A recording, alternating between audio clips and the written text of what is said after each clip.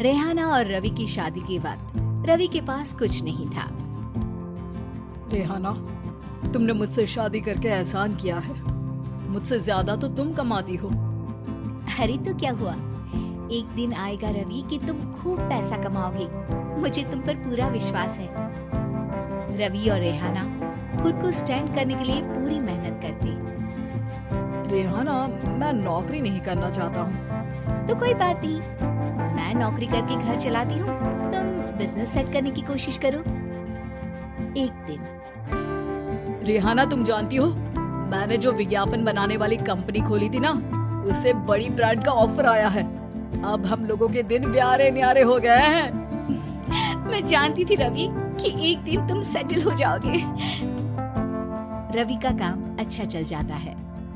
एक दिन वो रेहाना से कहता है, रेहाना, अब हम लोगों का बच्चा भी हो गया है। बहुत छोटा है वो, उसका ख्याल कैसे रखेंगे हम? कैसे क्या, मैं गांव से माँ को लेकर आ जाती हूँ। नौकरी से हाफ डे ले लिया करूंगी। अभी तो वो छोटा है, स्कूल जाने तक मैं मैनेज कर लूंगी। देखो रेहाना, मैं अब अच्छा कमा रहा हूँ। तुमको नौकरी करके परेशान होने की कोई जरूरत नहीं है। अरे कैसी बात कर रहे हैं, मैं अपनी लगी लगाई नौकरी कैसे छोड़ दूं?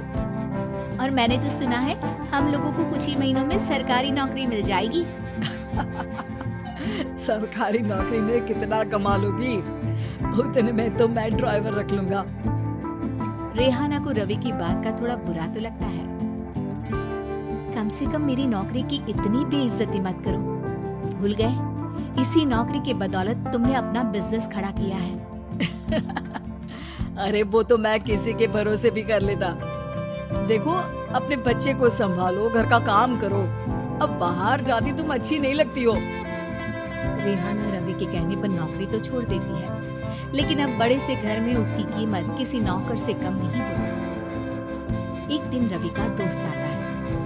भाभी, हम लोग तो आपको तब से जानते हैं जब से आप लोग शादी होकर इस शहर में आए थे।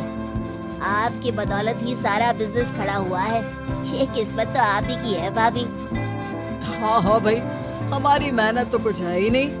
अरे होगी, लेकिन भाभी की किस्मत के आगे कुछ नहीं। दोस्त वहाँ से चला जाता है, लेकिन रवि का गुस्सा सातवें आसमान में होता है। देखा कैसे बोल रहा था? अरे बिल्कुल अच्छा आदमी नहीं है ये। कैसी बात कर रहे हैं आप? प्रशांत भैया तो बहुत अच्छे इंसान है रवि। कैसे उन्होंने हमारे मुश्किल वक्त में हमारा साथ दिया था। अरे था पैसा तो साथ दिया, ये तो कौन पूछता है? रवि का व्यवहार पैसा आते ही अलग हो गया। वो बंदे को बंदा नहीं समझता।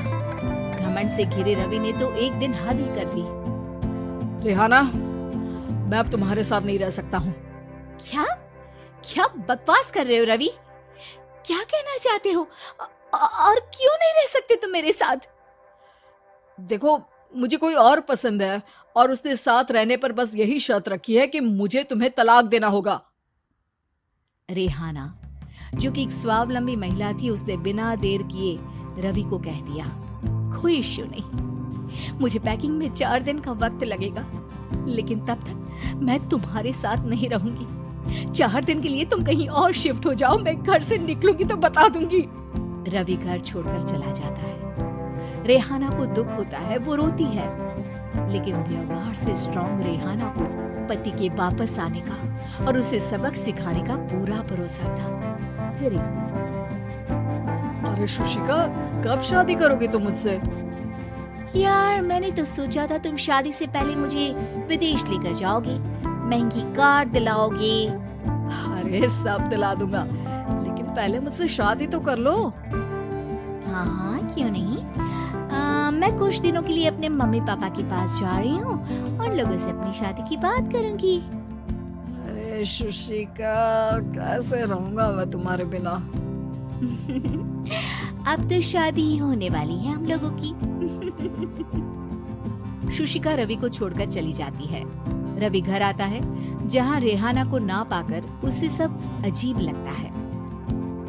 घर तो रेहाना के बिना कुछ नहीं है, बच्चे की याद भी आ रही है। चलो एक वीडियो कॉल कर लेता हूँ। रवि रेहाना को वीडियो कॉल करता है, लेकिन रेहाना फोन नहीं उठाती। रात को सोते वक्त मन कर रहा है मुन्ने को गले लगा लूं। चलो कोई ना, शुशिका से शादी के बाद मेरे और भी बच्चे होंगे। अगले दिन रवि ऑफिस जाता है जहाँ टीना खड़ी होती है। सर, आपने अपने नए ऐड के लिए मॉडल की रिक्वायरमेंट डाली थी ना, मैं उसी के लिए आई हूँ। रवि टीना को देखकर खुश हो जाता है। अब शादी हो गई है तुम्हारी? नहीं सर, बस अच्छा सा हैंडसम और अमीर लड़का देख रहे हैं मेरे मम्मी पापा। रवि के दिमाग से तो टीना को देखकर शुशिका का ख्याल भी खत्म हो जाता है। अरे यार, ये लड़की मिल जाए कितनी सुंदर है। शुशिका तो इसके आगे कुछ नहीं है। क्या तुम्हें ऐसा नहीं लगता कि मुझसे मिलकर तुम्हारी ये खोज खत्म हो गई है? आप तो 2 बच्चों की पापा लग रहे हैं। अरे नहीं नहीं, मेरी शादी तो हुई थी, लेकिन बीवी को किसी और से प्यार था, मुझे छोड़कर चली गई।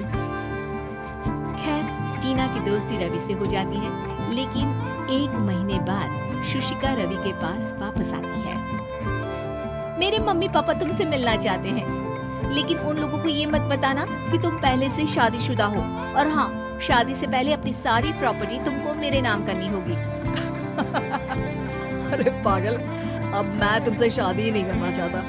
भला ऐसी लालची औरत से कौन शादी करेगा? तभी वहाँ टीना आ जाती है।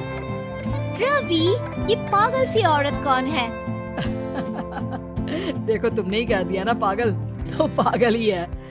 पता नहीं कौन है, कह रही है शादी कर लो, लेकिन शादी से पहले अपनी सारी प्रॉपर्टी मेरे नाम कर दो। बोल तो सही रही है। वैसे तुम जानती हो, मेरी एक सहेली है, उसके पति ने उसे पैसा आते ही छोड़ दिया, जबकि उसको खड़ा करने वाली ही मेरी सहेली थी। और मुझे भी भरोसा नहीं है, अगर मैं भी तुमसे शादी करूंगी तो तभी जब तुम मेरे नाम अपनी सारी प्रॉपर्टी कर दोगी। अरे हाँ हाँ, क्यों नहीं, बिल्कुल कर दूंगा। रवि और टीना की शादी की तारीख तय हो जाती है। वो अपनी सारी प्रॉपर्टी के कागज लेकर शादी वाली जगह पर पहुंचता है, लेकिन वहां टीना आती नहीं। रवि टीना को मैसेज करता है, कहाँ हो? सॉरी, मैं तुमसे शादी नहीं कर सकती, मुझे तुमसे भी ज्यादा पैसे वाला मिल गया। रवि को गुस्सा आ जाता है। वो गुस्से से सारा डेकोरेशन तोड़ रहा होता है कि वहाँ रेहाना आ जाती है। सर, क्या हो गया? क्या डेकोरेशन पसंद नहीं आई आपको? तुम यहाँ क्या कर रही हो?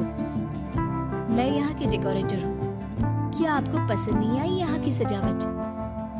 रवि दौड़कर रेहाना के गले लग जाता है। मुझे माफ कर दो रेहाना।